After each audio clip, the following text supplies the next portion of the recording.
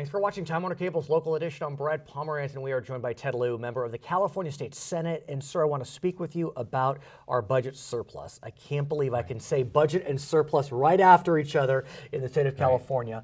But the chief legislative analyst has been very clear. He sees budget surpluses bigger than what Governor Brown sees. What's your sense? I do agree that we'll have a budget surplus. Not sure what the exact amount is, but it's projected to be over $2 billion. And that's remarkable considering where we were just a few years ago. Quite remarkable. And let me just try to remind the viewers, in 2008 to 2009, we had a $60 billion budget deficit. Our unemployment was in double digits, our credit rating was decreasing, and we were on the verge of a government shutdown. But we didn't do that. We came together, we made some very hard choices, stabilized the state, and provided a foundation from which to grow.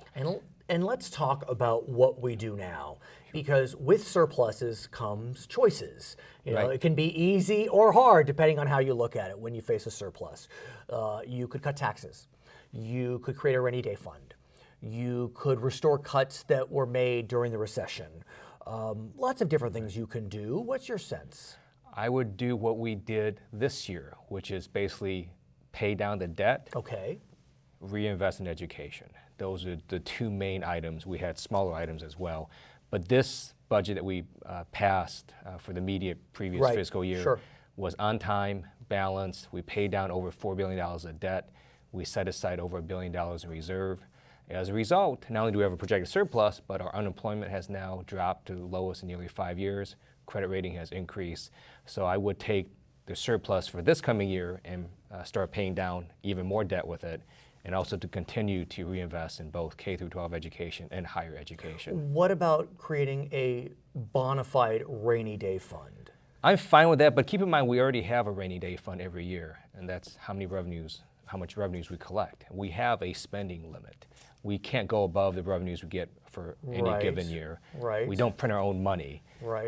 And so we can have a rainy day fund, but it's not as, to me, important because we can't overspend every year because of our revenue limits. What about pensions? We know that pensions are underfunded. Could we use some of the surplus to try to decrease the pressure of California's pension obligations? So CalPERS, the statewide pension system, is okay. We did some pension reform 2 years ago.